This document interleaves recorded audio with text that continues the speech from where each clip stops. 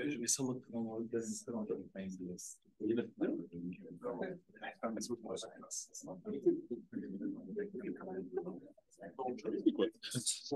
sans plus attendre, on va commencer. La pizza va arriver pendant la présentation. Bonjour tout le monde, je suis content de vous voir en grand nombre. Le professeur Lefebvre qui va vous parler aujourd'hui. Rapidement, avant de lui laisser la parole, je veux juste vous donner une idée de qui c'est pour un peu démystifier les figures qui vous parlent. Le professeur Lefebvre a fait toute sa formation universitaire, post-doctorat à la Polytechnique et à l'Université de Montréal. Il a fait un doctorat, puis une maîtrise en génie biomédical, où vous avez travaillé notamment en votre sujet de thèse était la neuroimagerie multimodale. Avant d'ensuite aller faire un postdoc au Big Data Institute à l'Université d'Oxford, où est-ce que vous avez continué vos travaux à l'intersection de l'imagerie digitale et de l'intelligence artificielle. Puis, depuis 2020, on est très chanceux de vous avoir comme professeur à l'UQAM et fondateur du laboratoire Le Linux. Vous donnez aussi des cours au premier cycle et au cycle supérieur. Donc, sans vous attendre. Merci. Donc, bonjour à tous. Donc, aujourd'hui, je vais vous présenter un survol de la recherche qu'on fait à mon laboratoire.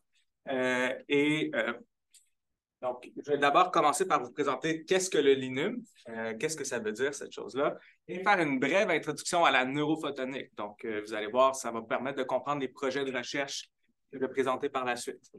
Ensuite, je vais présenter les 5 projets de recherche, les programmes de recherche en cours dans mon laboratoire, plusieurs en collaboration. Puis après ça, pour vous donner une idée du genre de recherche que les étudiants peuvent faire au laboratoire, je vais vous présenter un projet de doctorat en cours d'un étudiant que je co-supervise à la Polytechnique et un projet de stage d'un étudiant que vous connaissez peut-être, qui était au BIGL l'année dernière et qui va bientôt commencer sa maîtrise dans le laboratoire. Donc, c'est le plan de la présentation. J'ai prévu à peu près 40-45 minutes. Vous pouvez poser des questions pendant la présentation si vous en avez, mais j'ai quand même aussi prévu un peu de temps à la fin là, si vous voulez discuter. Donc, le LINUM, ça veut dire le Laboratoire d'imagerie numérique, neurophotonique et microscopie. C'est un nom assez général. Essentiellement, s'il y a un projet qui a un lien avec l'imagerie numérique, la vision par ordinateur, le traitement d'images, c'est des projets qui peuvent m'intéresser et sur lesquels je collabore. Donc, c'est un nouveau labo depuis 2020. Et l'approche de recherche du labo, c'est qu'on fait beaucoup de collaborations. Donc, on a des collaborateurs en biologie ou en médecine, soit à l'UQAM, à l'Université de Montréal ou à différentes universités, qui viennent avec des questions de recherche, des choses qu'ils veulent réaliser, des images analysées, des choses comme ça. On travaille aussi avec des physiciens ou des ingénieurs pour développer des nouveaux systèmes d'imagerie et on va s'intéresser surtout au UQAM aux algorithmes et aux différentes approches d'intelligence artificielle pour traiter ces images-là. Je collabore aussi avec d'autres personnes là, à l'Université de Sherbrooke qui travaillent en imagerie médicale et en traitement d'images. Donc, ils ont un programme là-bas en traitement d'images, puis je supervise certains étudiants aussi à Sherbrooke. Les thèmes de recherche, vous allez le voir au cours de la présentation, c'est essentiellement le traitement d'images et la vision par ordinateur pour traiter des images de microscopie. On fait aussi de l'intelligence artificielle appliquée aux images. Et plus dans le détail, là, on va le voir un peu tantôt, je travaille surtout en neurophotonique et en imagerie augmentée. Quand je dis imagerie augmentée, pensez réalité augmentée, réalité virtuelle. Bien, on veut faire la même chose pour l'imagerie, la microscopie. Comment combiner de l'intelligence avec l'imagerie. Le site web de mon labo, vous pouvez facilement le trouver sur le site du département. Bon. Donc, je vais passer rapidement parce que ça a déjà été présenté. Donc, j'ai fait mes études à Polytechnique en génie physique et génie biomédical. J'ai aussi fait un petit stage là, au MIT. Et ensuite, donc là, vous voyez, génie biomédical, mais en réalité, je faisais de l'informatique pendant tout ce temps-là. Génie biomédical, c'est un très, très vaste domaine. On peut faire de la mécanique, on peut faire de l'optique, on peut faire de l'ingénierie génétique ou des choses comme ça. Et moi, je me spécialisais sur le traitement d'images et l'informatique appliquée à la microscopie. Donc, j'ai fait ça tout au long de mes études. Et durant mon postdoc, on développait des algorithmes avancés qui utilisaient les nouvelles méthodes en intelligence artificielle pour analyser des données qu'on appelle de nanoscopie. Bon, je vais pas présenter. Donc, d'où viennent les motivations pour les différents projets de recherche sur lesquels on travaille? Bien, ça vient souvent de questions qui viennent de la recherche biomédicale, des collaborateurs. Une de ces questions-là, c'est comment améliorer les outils qui sont utilisés en neurochirurgie. Donc, à l'hôpital, si par exemple vous avez une tumeur dans le cerveau, pour planifier la chirurgie, le chirurgien veut savoir quel endroit est-ce que je peux enlever, quel endroit, si je coupe, ça va faire des connexions importantes dans le cerveau. On a besoin de planifier ça. Donc, il y a une équipe à Sherbrooke, le CIL, donc le Sherbrooke Connectivity Lab, qui a développé des outils pour faire ça. Le problème, c'est que les tractographies qu'on peut obtenir, donc les connexions dans le cerveau qu'on peut obtenir par IRM de diffusion, contiennent souvent des erreurs. Et ces erreurs-là sont souvent aux endroits où on a des fibres de matière blanche qui se croisent.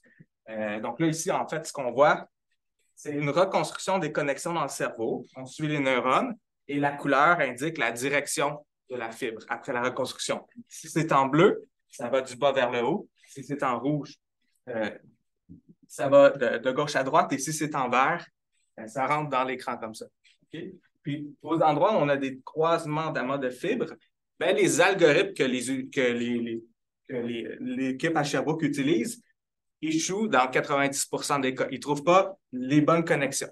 Donc là, un des projets de recherche sur lequel on travaille au labo, c'est qu'on vient voir avec la microscopie ces régions-là et on essaie d'étudier à quoi ressemblent les croisements de fibres à l'échelle microscopique pour aller chercher l'information qu'on va donner aux informaticiens qui travaillent sur la tractographie. Donc ça, c'est un exemple de question de recherche. Donc, mieux comprendre les croisements des fibres dans le cerveau. Un des projets que je vais vous présenter, qui est un projet que je supervise au doctorat, c'est étudier l'effet d'un manque d'oxygène à la naissance ou pendant la gestation sur le développement de la matière blanche dans le cerveau et sur les vaisseaux sanguins dans le cerveau. Donc là, vous allez le voir tantôt, on va prendre des techniques avancées de microscopie. Ça va générer énormément de données 3D. Et ensuite, on va développer les algorithmes pour analyser ces données-là, trouver où est la matière blanche, où sont les vaisseaux sanguins, aligner plusieurs cerveaux ensemble pour pouvoir faire des études de groupe. Et d'autres projets qui sont en cours à l'UQAM en collaboration avec des gens au CERMO, qui est un centre de recherche ici au département des sciences biologiques, c'est étudier l'effet sur le cerveau de différents traitements pour traiter des maladies rares. Il y a certaines maladies, par exemple, qui vont mener au décès de l'enfant qui a cette maladie génétique après 3 ans. Donc là, il essaie de trouver des traitements pour améliorer la vie de ces enfants-là, peut-être allonger leur vie. Puis nous, on vient avec des techniques, on analyse des images de cerveau, souvent des images de cerveau animaux, pour essayer de comprendre l'effet de ces traitements-là. Donc ça, c'est les questions biomédicales. Pour pouvoir poser ces questions-là, on a besoin d'aller imager le cerveau. Ce qui m'amène à vous parler de neurophotonique. La neurophotonique, c'est un domaine dans lequel je me suis spécialisé durant mes études. Et si vous analysez le mot, vous allez comprendre ce que ça veut dire. Ça veut essentiellement dire utiliser la lumière pour étudier le système nerveux. Okay? C'est une nouvelle modalité qui s'est développée au cours des 30 dernières années. Et il y a différentes façons d'utiliser la lumière pour étudier le cerveau. On peut prendre la réflectivité. Quelle est la lumière qui est réfléchie par le tissu? On peut voir quelle est la lumière qui a été absorbée. Donc, ça, c'est de la lumière qui ne va pas être réfléchie. On a d'autres effets optiques qu'on peut exploiter, la diffusion, la retardance en différentes polarisations et d'autres effets un peu plus avancés. L'avantage d'utiliser la lumière, c'est qu'on peut aller étudier le cerveau avec une très, très grande résolution. Nos pixels dans l'image ici sont très petits. On peut aller voir le détail de la microstructure du tissu. Et on peut exploiter plusieurs interactions lumière-matière pour aller chercher de l'information différente. J'en parlerai pas ici, mais par exemple, on peut prendre une molécule fluorescente qui va venir se fixer à certaines composantes cellulaires et c'est seulement ces composantes cellulaires-là qui vont être visibles dans nos images. C'est ce qu'on appelle souvent la microscopie confocale par fluorescence. C'est très utilisé en biologie. Donc, la neurophotonique, c'est l'outil d'imagerie qu'on utilise le plus dans le laboratoire. Il y a un problème, par contre, avec la lumière, c'est qu'on a une faible profondeur de pénétration. Ce qui veut dire que la lumière ne peut pas traverser une grande épaisseur de tissu avant de perdre nos propriétés de grande résolution et tout ça. Donc, l'exemple que je donne souvent, si vous avez une lampe de poche, vous la mettez derrière votre main, vous allez voir une couleur diffuse rouge qui traverse votre main, mais vous n'allez pas pouvoir voir tous vos os, vos vaisseaux sanguins et tout ça. La lumière a été diffusée parce que vous avez traversé une trop grande épaisseur de tissu. Il y a plusieurs façons de régler ce problème-là. La façon qu'on a utilisée durant mon doctorat, c'est qu'on s'est dit, ben, on va juste imager une petite région à la surface de notre échantillon. Donc, imaginons qu'on a un microscope ici, on a la lumière, on a notre échantillon ici, puis on sait que sous une certaine profondeur, on ne verra plus rien. Donc, on s'est dit, on va imager juste cette partie-là, et ensuite, on va enlever la partie, on va la couper, on va l'enlever, puis on va imager ce qui est en dessous. Et on va répéter ça plusieurs fois. Ce type de microscopie-là, c'est ce qu'on appelle l'histologie sérielle. L'histologie sérielle et par OCT. OCT, ça, c'est le nom du microscope qu'on utilise. Okay. Donc, ça, c'est la solution qu'on a trouvée, qu'on a utilisée et que j'ai développée durant mon doctorat. Donc, l'OCT sérielle combine un trancheur, c'est une lame qui vibre, et le trancheur va enlever une fine couche de l'échantillon. Donc, l'échantillon, il va toujours être dans une sorte de gélatine, une sorte de jello, qui va le maintenir en place. On va enlever 0,2 mm et ensuite, on va déplacer l'échantillon sous l'objectif du microscope pour acquérir ce qu'on va appeler une mosaïque d'images. On va acquérir des dizaines de milliers d'images comme ça et on va répéter. On va couper l'échantillon, acquérir des images, couper l'échantillon, acquérir des images. Et on va obtenir un jeu de données de dizaines de milliers d'images. Et ce que je ne vous ai pas dit, c'est qu'en réalité, nos images, avec un microscope OCT, ce sont des volumes. Okay? Chaque image fait à peu près 500 mégabytes. Donc, une acquisition complète avec le sériel, on génère 3 térabytes de données par cerveau de souris. Et l'acquisition dure à peu près entre 3 jours et 1 semaine.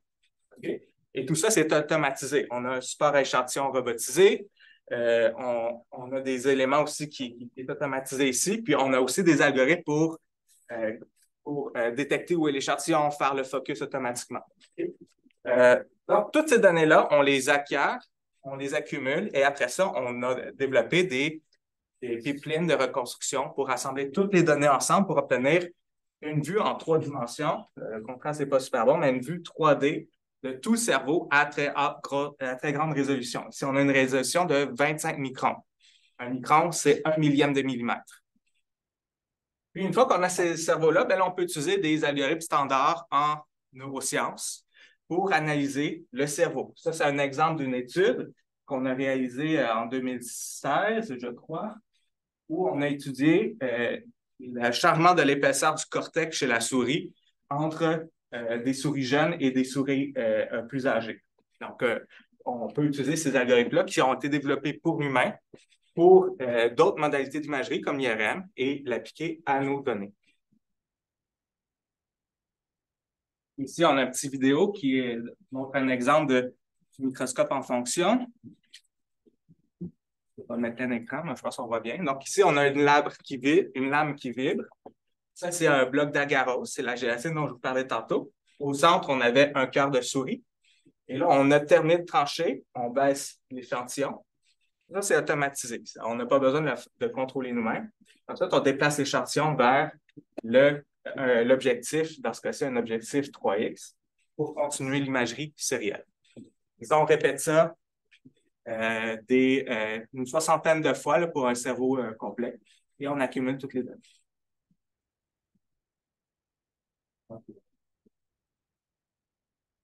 Bon. OCT, je vous rassure, là, on a presque fini la partie physique et optique.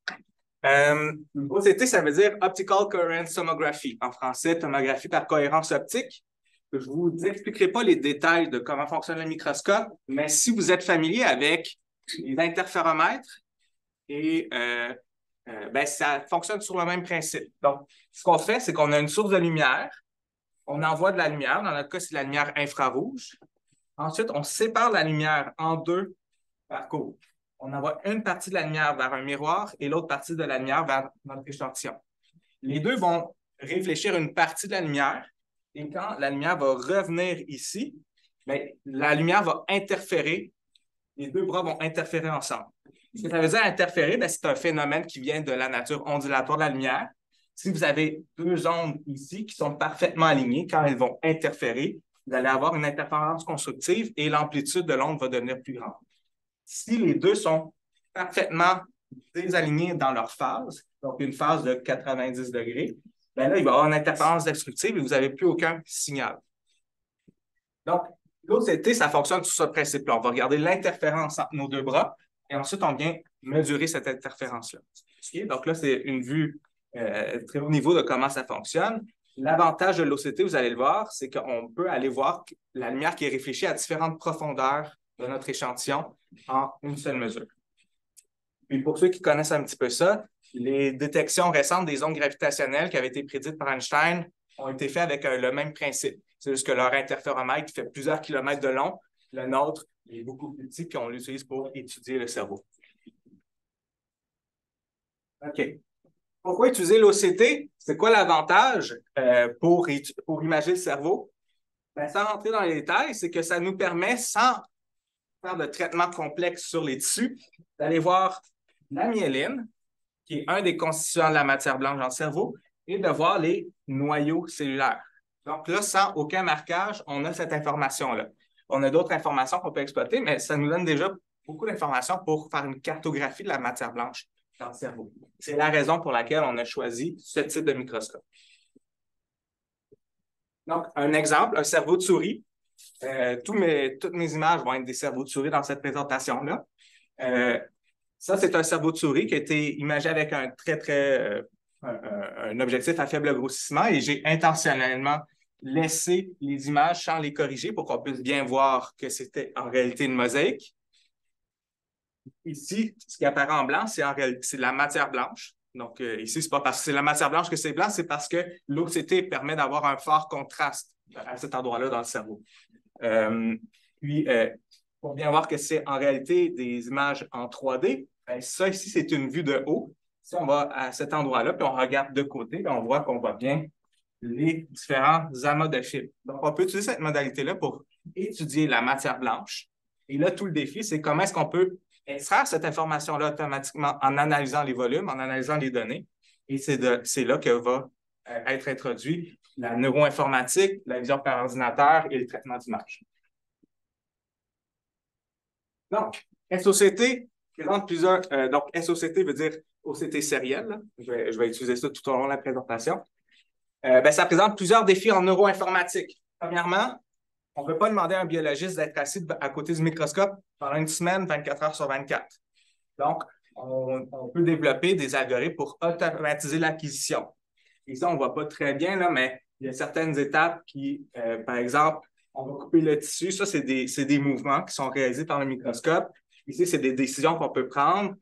On acquiert des données. On peut faire le focus, trouver la profondeur du focus automatiquement. On peut analyser les images qu'on acquiert en cours d'acquisition pour déterminer à quel endroit se trouve le tissu et seulement imager cette région-là pour éviter d'imager des endroits inutilement.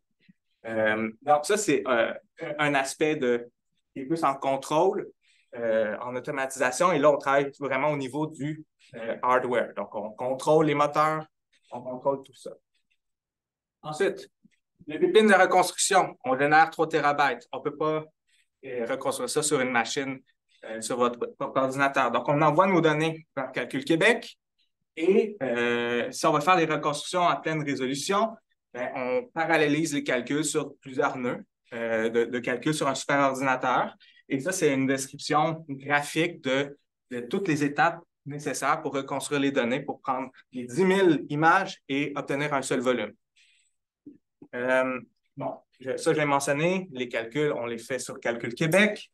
Pour le stockage des données, c'est aussi un défi parce que là, si on veut garder toutes les données, comment est-ce qu'on peut les donner, comment on peut les partager à nos collaborateurs, comment on peut les visualiser. Donc, vous allez voir tantôt, un des projets sur lesquels on travaille, c'est des outils de visualisation en ligne pour afficher ces données-là et permettre, par exemple, l'annotation des données pour entraîner des réseaux de neurones pour la segmentation.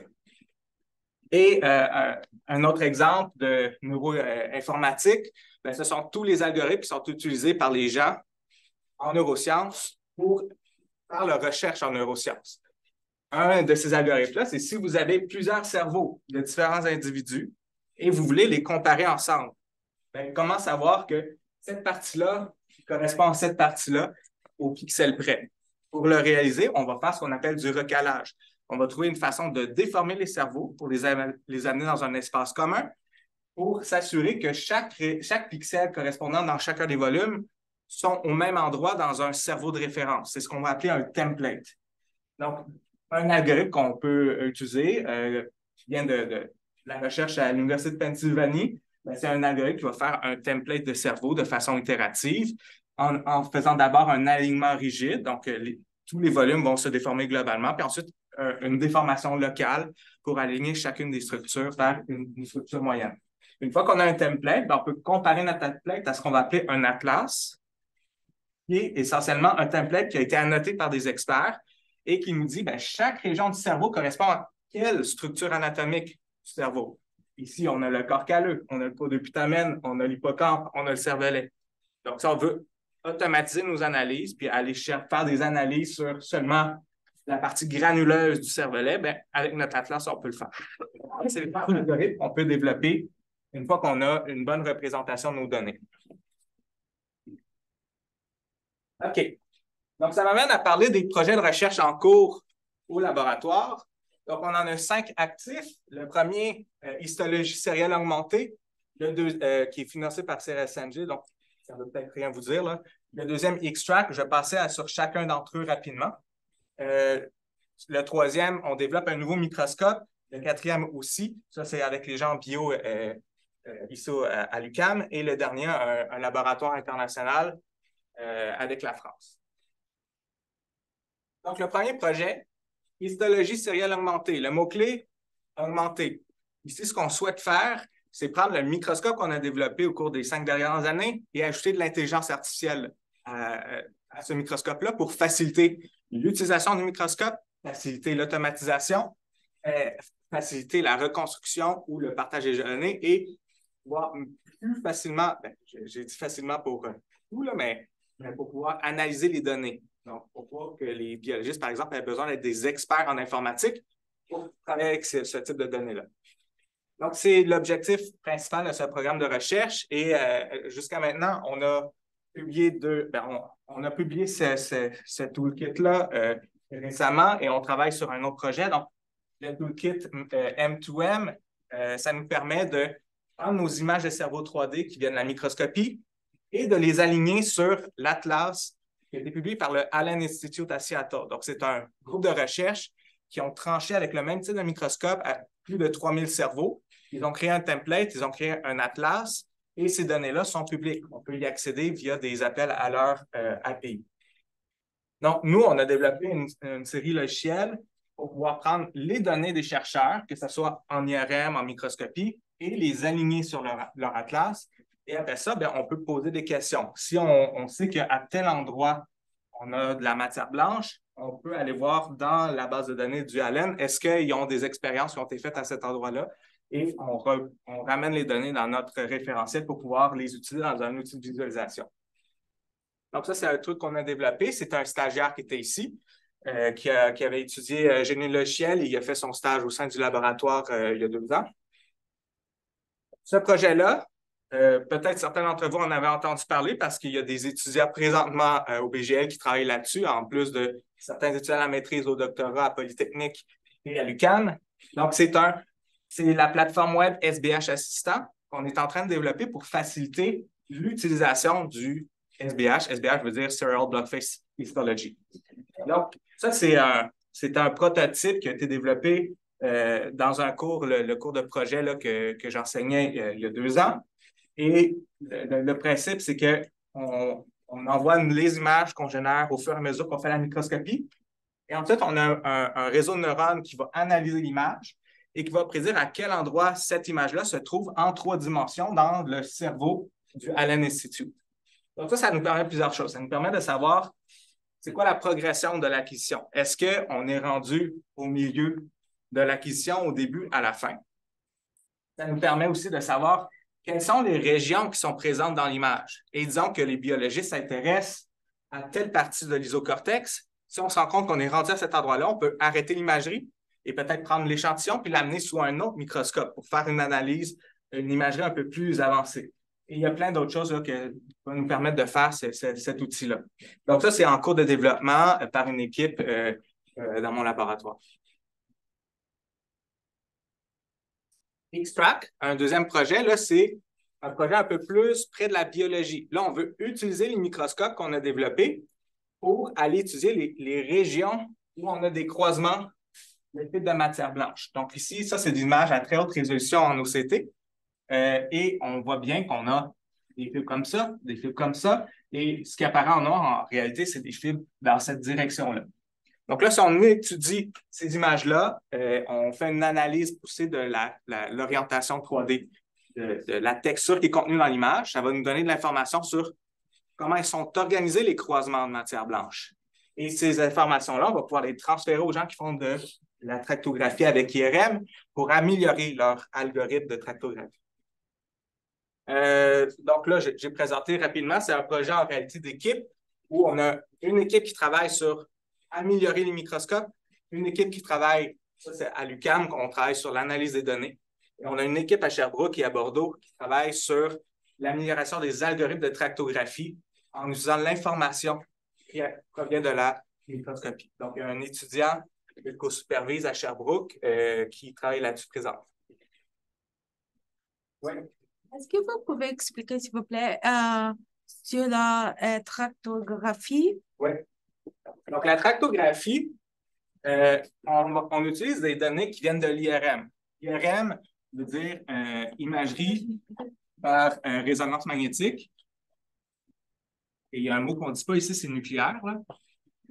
Essentiellement, c'est qu'on place le patient dans une machine qui va avoir des très, très forts champs magnétiques. Les champs magnétiques vont aligner les spins des atomes tous dans la même direction. Ensuite, on émet des perturbations sur le champ magnétique pour essentiellement changer la direction des spins des atomes.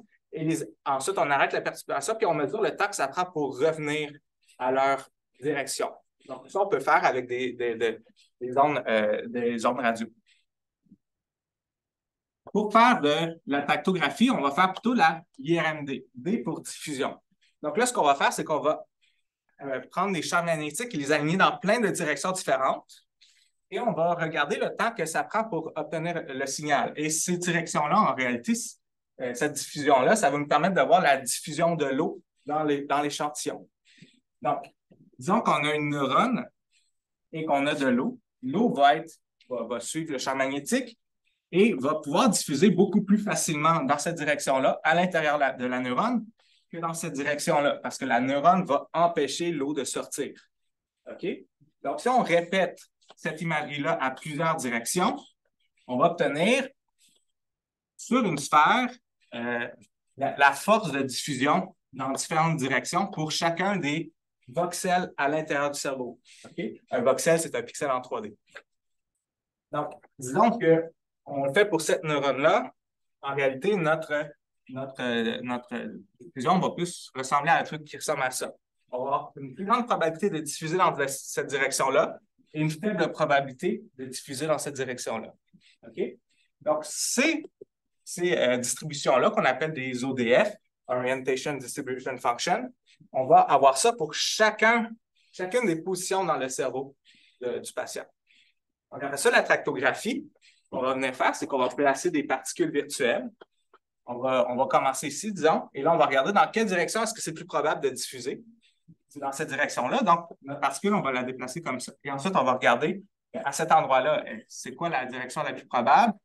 C'est de monter comme ça. Donc, on va propager notre particule comme ça. Et progressivement, on va obtenir ce qu'on va appeler un streamline qui va nous indiquer c'est quoi la connectivité en suivant la diffusion à l'intérieur du cerveau de la souris. Donc, ça, on obtient en IRM. Nous, ce qu'on essaie d'obtenir, c'est de mesurer cette chose-là en microscopie pour aller voir à beaucoup plus petite résolution ce qui se passe et envoyer cette information-là pour avoir des meilleurs algorithmes de tractographie. Prendre une meilleure décision. Disons qu'on a un croisement. On va voir un truc qui ressemble à ça. Et comment est-ce qu'on va résoudre le problème de tracto ici? Est-ce qu'on va vers le haut? Est-ce qu'on va vers le bas? Est-ce qu'on descend? Est-ce qu'on revient? Donc, oui.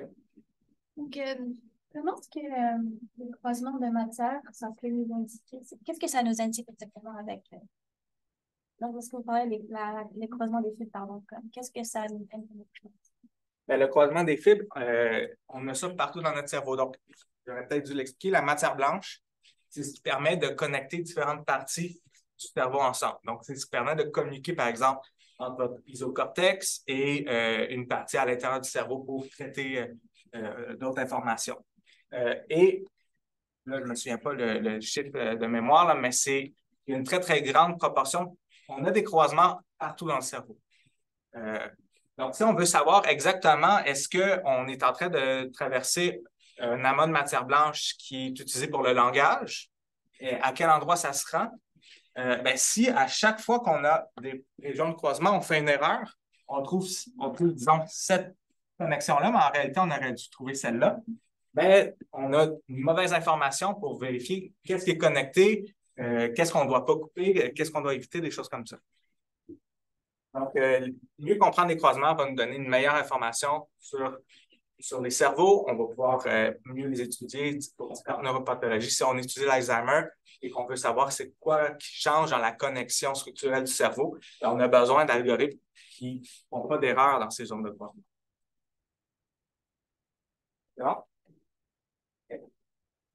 Donc, ça, c'est un projet en cours avec Sherbrooke. Un autre projet, le PSOCRT, là, on est un peu plus dans la microscopie et on vise à améliorer l'OCT. Donc, un des défauts de l'OCT que je ne vous ai pas mentionné jusqu'à maintenant, c'est que si on fait l'imagerie comme ça, la résolution de l'image va se dégrader plus on est loin de notre objectif de microscope. Et on va aussi avoir un effet sur ce qu'on appelle le SNR, le ratio signal sur bruit. C'est un problème intrinsèque à l'OCT. Et une façon de le régler, c'est de prendre notre image et de tourner l'échantillon sur lui-même et accumuler plusieurs images. Donc, c'est ce qui est représenté ici. On place un échantillon dans un petit tube, on tourne le tube sur lui-même, puis on prend une image de côté, on acquiert une soixantaine d'images comme ça. Puis après ça, une fois qu'on a ce jeu de données-là, on envoie un algorithme itératif qui va calculer comment est-ce que la lumière a été déformée par l'échantillon en le traversant.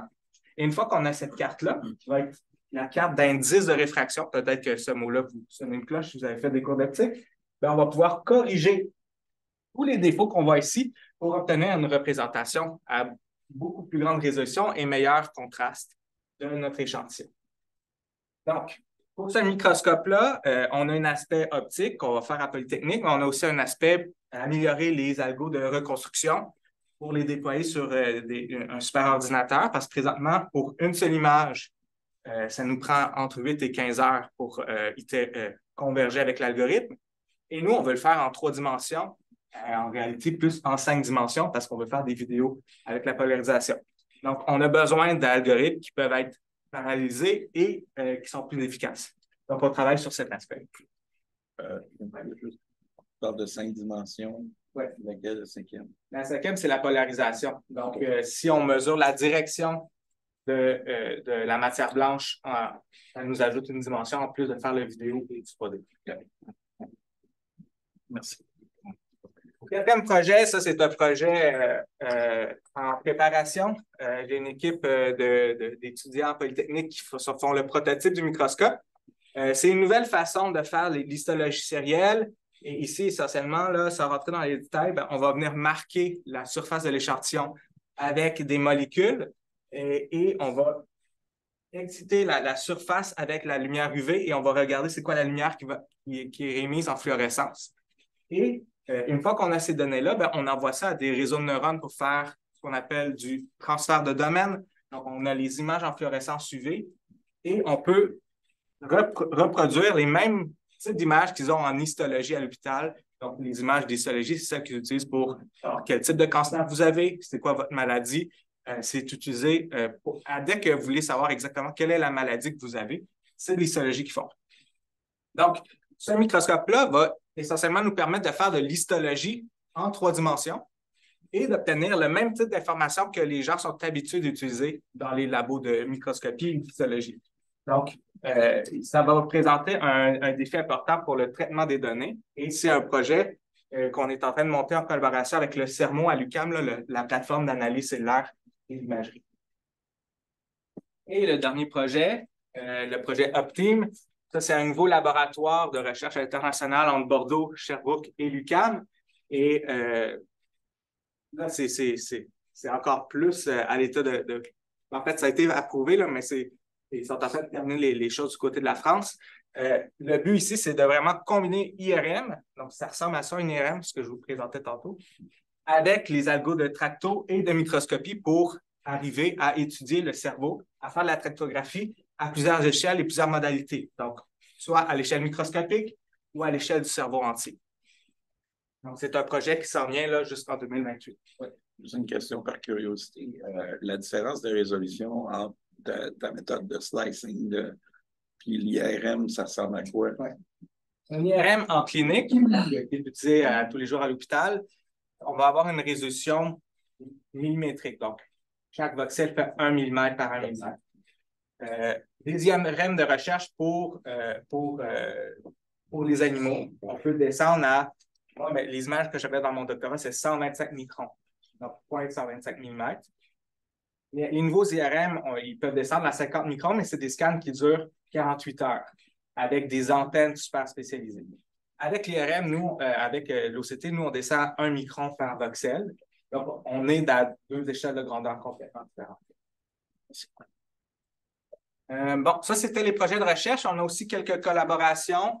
Donc, on collabore avec Concordia. Ils sont en train de se construire un OCT sériel avec un OCT légèrement différent qui mesure la polarisation de la lumière, qui va leur permettre de directement mesurer la direction de la matière blanche.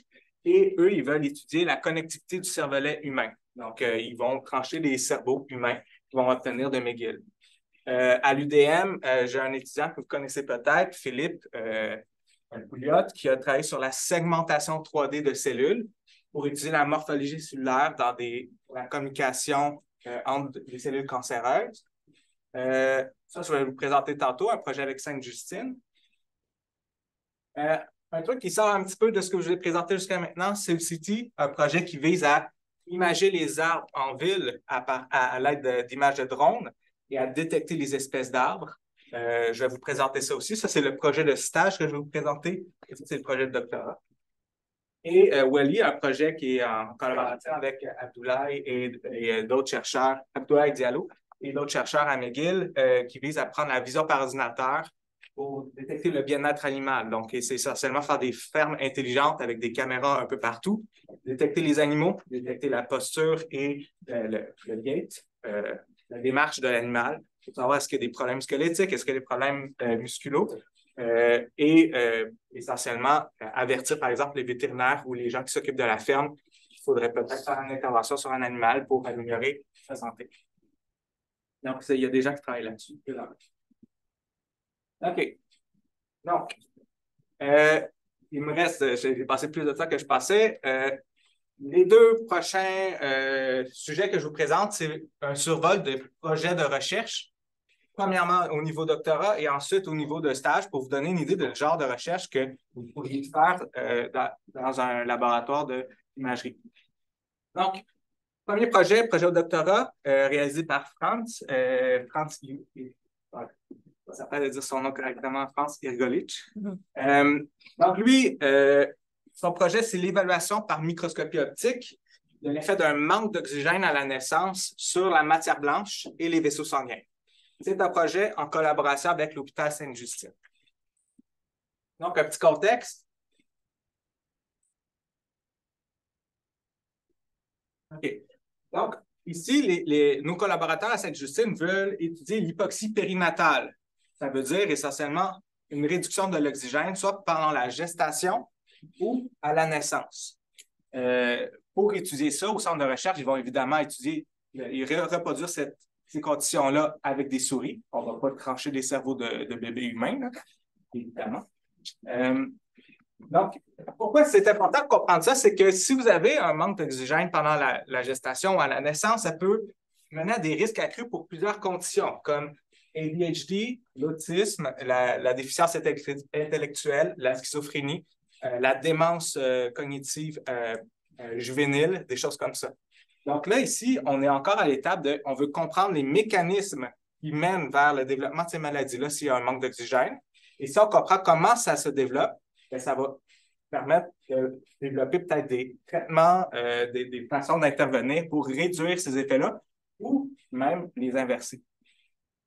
Donc, le but du projet de France, c'est vraiment d'étudier les pathologies qui sont liées à la matière blanche et à la création de nouveaux vaisseaux sanguins. Pour ça, il y a 2 objectifs. Donc, Franz, je ne vous ai pas dit, mais c'est un étudiant qui a fait toutes ses études en informatique. Il a fait une maîtrise en intelligence artificielle aux Pays-Bas. Et présentement, il fait un doctorat en génobiomédical et il va développer des outils informatiques pour traiter toutes les données générées par les microscopes 3D pour ensuite étudier l'effet sur des souris en développement de l'hypoxie périnatale. Donc, les 2 techniques d'imagerie qu'il utilise sont d'abord l'histologie sérielle par OCT, c'est le microscope que je vous ai présenté d'abord au début de la présentation. Et il utilise un autre microscope que je ne présenterai pas en détail, mais qui est le Light Sheet Microscopy. Et ça nous permet de faire, c'est une autre technique pour faire de l'imagerie 3D. Donc, un survol, là, on prend les échantillons, on les rend complètement transparents avec des processus chimiques complexes, et ensuite, on les met dans un microscope, puis on envoie de la lumière de 2 côtés, sous la forme d'un plan de lumière, d'où le nom sheet, light sheet, et on regarde la lumière qui a été mise en fluorescence avec une caméra qui est sur le dessus. Et là, en prenant notre plan de lumière et en le déplaçant dans l'échantillon, ça nous permet d'obtenir une carte 3D de, dans ce cas-ci, les vaisseaux sanguins. Les résultats préliminaires, donc ça, c'est les données en light sheet. On peut voir jusqu'à l'échelle des capillaires. Les capillaires, c'est les plus petits vaisseaux sanguins que vous avez dans le système cérébrovasculaire. Et ça, c'est juste une image en 2D, mais en réalité, il y a des images comme ça pour tout le cerveau. Donc, on a la carte en 3 dimensions. Et les données préliminaires pour la matière blanche pour un cerveau complet de souris. Donc là, l'objectif de France, c'est de répéter ces expériences-là pour plusieurs groupes d'animaux à différents âges et pour des conditions où il y a eu de l'hypoxie et des conditions où il n'y a pas eu d'hypoxie. Et après ça, il va étudier l'effet sur la distribution de la matière blanche et sur la densité des vaisseaux sanguins qu'on voyait à l'image précédente. Donc, premièrement, premier défi, le stockage des données et la visualisation. On génère 3 térabytes pour l'OCT, c'est à peu près la même quantité pour le light sheet. Donc là, dans son étude, il veut faire 42 souris pour un microscope et 42 pour l'autre. Ça fait énormément de données. Donc, on a besoin des stratégies pour stocker efficacement ces données-là. Et c'est pour cette raison-là que là, on a commencé à explorer un nouveau format de données, qui est le format ZAR, qui est défini par le OME, qui est l'Open Microscopic Environment. Et le format ZAR, l'avantage, c'est qu'il représente vos données massives, multi-résolution, sous la forme d'une pyramide de données. Donc, vous avez d'abord un cerveau à très, très, très petite résolution, un tout petit volume. Et ensuite, vous avez une version un peu plus grande qui est séparée en octants. Et progressivement, vous pouvez vous déplacer dans vos données jusqu'à la résolution la plus élevée. C'est également un format de données qui facilite l'accès mémoire et la visualisation. Donc, on peut aller facilement chercher juste une petite région, une petite patch dans notre volume. Et ça, c'est avantageux si on va entraîner des CNN, des réseaux de neurones pour, par exemple, faire la segmentation automatique des données. Donc, c'est un format qui a été pensé, entre autres, pour l'intelligence artificielle. On peut aussi facilement accéder aux données via le réseau ou Internet. Et juste pour vous montrer, on est en train de développer un outil qui va utiliser Neuroglancer, qui est un projet de Google pour visualiser les données en 3 dimensions. Et ça, c'est juste un exemple qui provient d'un cerveau de mouche à fruits en microscopie par électronique. Et ces données-là, si je zoome up, vous voyez qu'on a l'entièreté d'un cerveau de mouche à fruits. Et là, ça, c'est des données qui font plusieurs pétabytes. Mais sur cet ordinateur-là, on ne pourrait pas gérer ces données-là. Donc, en réalité, c'est un peu comme un Google Maps. On va juste charger les données à la résolution dont on a besoin et seulement la région qu'on est en train de regarder. Et On a aussi d'autres fonctionnalités. Là, j'ai perdu la souris. Bon. Donc, si je clique ici, ben, on va charger une nouvelle neurone, des modèles 3D qui ont été obtenus par segmentation. Donc, ça, c'est des outils qu'on est en train d'adapter pour les cerveaux de souris et les données sur lesquelles Franz travaille. Et ça va être entre autres intégré dans FBH Assistant. On est en train de travailler là-dessus. OK. Un autre aspect du projet de Franz, c'est justement aligner tous ces cerveaux-là ensemble. Il veut pouvoir comparer les cerveaux de différents âges et pour différentes conditions. Donc, il a commencé à travailler pour adapter les algorithmes de templating qui sont faits pour l'IRM, pour des volumes qui sont beaucoup plus petits en mémoire, pour le faire à pleine résolution avec nos données de microscopie 3D. Donc là, c'est son premier template en Light Sheet Microscopy avec 12 cerveaux de souris. Puis là, on est en train de travailler sur un article qu'on va présenter en conférence en janvier où, si on montre des images 2D d'un microscope, il va pouvoir nous prédire où il se trouve en 3 dimensions dans notre cerveau de référence. Et ça, c'est un exemple d'une prédiction qu'on fait avec le réseau de neurones présentement. Bon, il travaille aussi sur la segmentation et la quantification. Donc là, pour les gens qui ont peut-être fait mon cours de vision par ordinateur, il utilise un UNet pour entraîner un réseau à prédire si on montre cette image-là, où se trouvent les vaisseaux sanguins. Donc, c'est une tâche de segmentation parce qu'on passe d'une image en ton gris à une image binaire. Et il a fait ça avec un réseau UNet, qui est un CNN, qui a été annoté par une experte à Sainte-Justine. Puis, présentement, pour sa première version, il y a une précision de 92 %. Évidemment, c'est un réseau en 2D, nos données sont 3D, donc là, il est en train de travailler pour adapter son modèle à des réseaux 3D. Et quelques outils qu'il utilise pour son projet, donc Python pour tout ce qui est le traitement des données, ANSPY, qui est une bibliothèque spécialisée pour le recalage des données, donc prendre 2 images et les mettre un sur l'autre et faire le templating. Le Allen SDK pour accéder à la base de données de cerveau de souris, à l'Atlas et tout ça. PyTorch pour entraîner ses réseaux de neurones. Et il travaille aussi sur l'IOM Toolkit et aussi sur le Linumpy, qui est la version à l'UQAM de nos outils de traitement de données et de données de microscopie. OK, donc ça, c'est un projet de doctorat. Donc, il va travailler là-dessus pendant les 3 prochaines années. Le dernier projet que je veux vous présenter, c'est un stage qui a eu lieu l'été dernier. Et là, ça sort un petit peu de ce que je disais depuis tantôt. C'est plus de la neuroimagerie. Là, on est vraiment dans l'imagerie par drone de la forêt urbaine. Donc, ça, c'est une collaboration. C'est un projet de stage réalisé par Étienne Comtois, qui termine son bac. Là. Il est en échange présentement, mais il termine son bac au BIGL. Ça, c'est pas bon. Là. C'est pas l'École polytechnique de Montréal, c'est l'UQAM. C'est une collaboration avec SimCity, donc Étienne était co-supervisé par Marie-Jean Maire. Donc, le contexte. Donc, le but du projet SimCity, c'est d'offrir une ressource ouverte pour étudier la forêt urbaine, donc les arbres en ville. Et un des problèmes, quand on étudie les arbres en ville, c'est qu'on a accès aux arbres qui sont en milieu public, donc sur la rue, mais on ne peut pas facilement voir ou faire la cartographie des arbres qui sont sur le terrain privé des gens. Donc, présentement, là, ce que les gens font, les biologistes, ils se promènent dans la rue, puis avec des jumelles, ils essaient de voir est-ce qu'il y a quelque chose en arrière des maisons. Ce n'est pas la façon optimale de réaliser ça. Donc, on s'est dit, ben, c'est quoi une façon facile d'aller voir ce qu'il y a sur le terrain privé? Ben, c'est de survoler par drone. Okay? Les lois nous le permettent. Il y a peut-être des soucis pour la vie privée, mais on travaille aussi à anonymiser les données.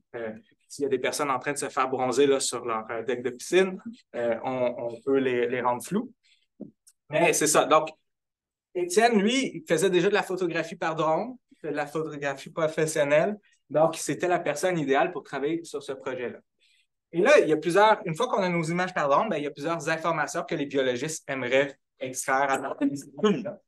La géolocalisation des arbres qu'on voit, c'est quoi l'espèce, c'est quoi l'auteur de l'arbre, c'est quoi la canopée, donc la superficie des feuilles par rapport à la surface au sol.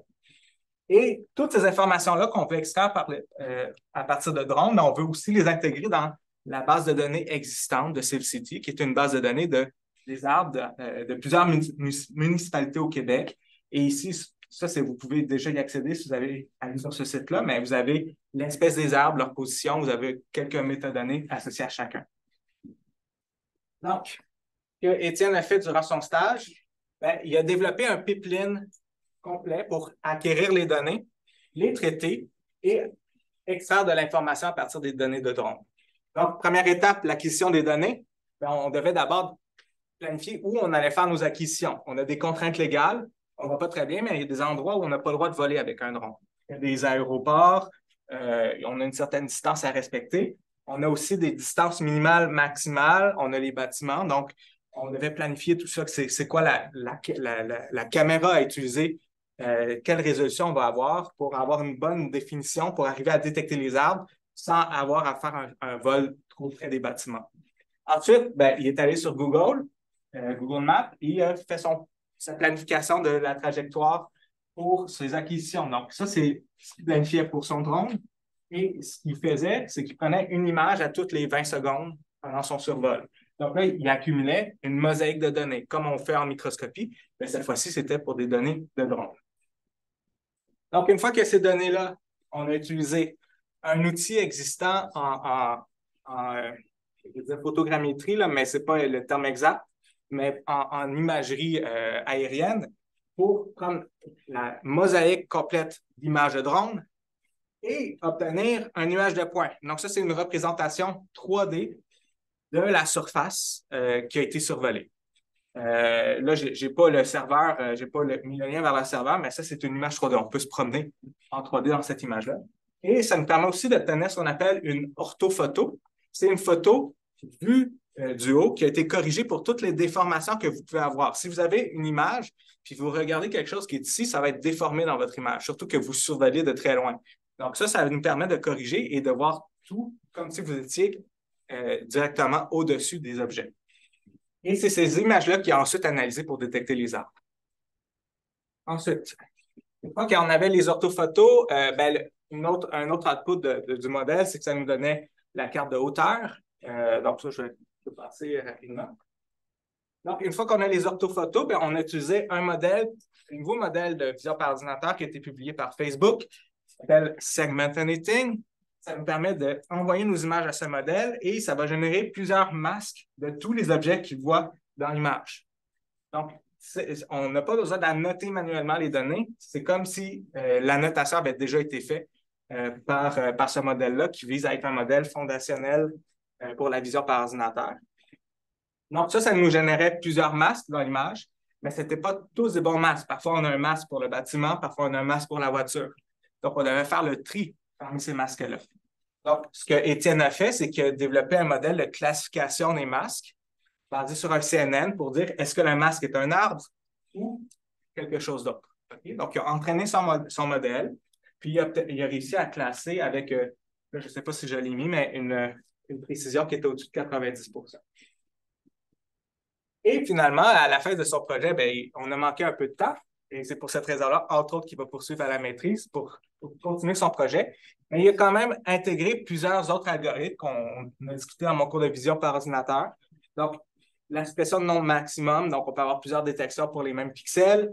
Il a calculé la hauteur des arbres et le centre des arbres. Il a géolocalisé, il a calculé la canopée et il a réussi à détecter quels sont les arbres qui sont présents dans la base de données de SaveCity et ceux qui sont absents et ainsi de suite. Et là, on était rendu à l'étape de prendre ces images-là et d'entraîner un modèle pour détecter les espèces de l'arbre. Et dans son projet de maîtrise, on va probablement aussi ajouter des données satellites pour prédire les îlots de chaleur en ville, pour avoir un meilleur outil pour les gens qui font de la planification urbaine pour les arbres. Oui. Est-ce que vous avez envisagé d'utiliser différents spectres de lumière? Parce que souvent, la SQ pour du cannabis, par exemple, utilise différents spectres. Pour les spectres de lumière, c'est difficile par drone parce que les contraintes légales nous empêchent d'avoir un drone qui est plus pesant que 250 grammes. Okay. Donc, une caméra spectrale, déjà, on va être au-dessus de ça. Okay. Par contre, les données satellites, ça, on n'a pas de contraintes et nos données spectrales vont devenir des données satellites probablement faire un service avec l'agence canadienne où on va pouvoir acheter des survols sur des régions. Où on va faire aussi nos relevés par drone. OK, donc c'était le survol de 2 projets pour vous donner une idée de genre de choses qui se fait dans le labo. Si vous voulez plus d'informations, vous avez mon courriel, le site web. Peut-être l'information pour vous. Si vous voulez faire un projet de recherche, une maîtrise, un stage, ça s'applique à tous les profs à l'UQAM. Les bourses BRPC que vous pouvez obtenir pour votre stage, c'est la date limite pour soumettre votre dossier, c'est vers février. Donc, si c'est quelque chose qui vous intéresse, je vous encourage tout de suite à aller voir des profs à l'UQAM et à préparer votre dossier. C'est une bourse quand même assez intéressante. Là, ça vous donne un bon salaire pour la durée de l'été. Pour les gens qui veulent faire une maîtrise, il y a les bourses CSNG qui s'en viennent et la date limite pour soumettre, c'est le 1er décembre. Donc là aussi, ça, c'est si vous voulez commencer au courant de la prochaine année votre maîtrise. Donc, c'est une bourse quand même assez intéressante aussi. Je vous encourage à regarder ça. Il y a aussi des bourses FRQNT à l'UQAM. Et pour ceux qui seraient intéressés à en apprendre plus sur les sujets que j'ai présentés, ce sont les cours que j'ai montés à l'UQAM. Donc, le cours de traitement d'image, la prochaine fois qu'il va se donner, ça va être à l'automne prochain. Infographie, je suis en train de le donner, mais on change l'horaire. Donc, la prochaine fois qu'il va se donner, ça va être à l'hiver 2025. L'infographie, ça, c'est les dessins 3D. Le cours de vision par ordinateur, c'est un cours maîtrise doc, mais les gens qui ont une bonne moyenne au bac peuvent s'inscrire. Vous pouvez contacter le programme et ça se donne cet hiver. Et ce cours-là, ben, ça, c'est un peu c'est incertain. Là. On devait donner celui-là et celui-là en alternance, mais là, il y a plus d'intérêt pour celui-là. Donc, c'est celui-là que je donne à chaque année pour l'instant. Donc, merci beaucoup de votre attention. Okay,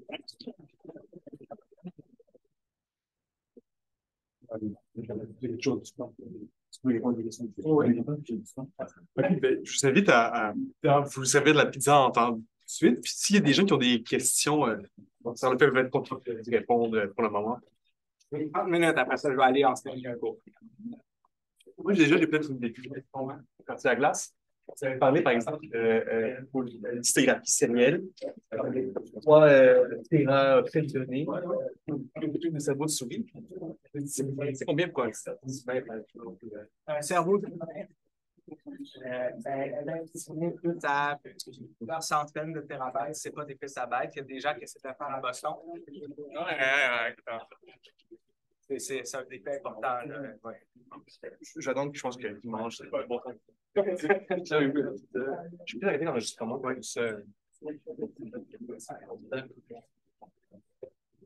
Je attention d'en prendre juste une parce que je vais se poser un peu,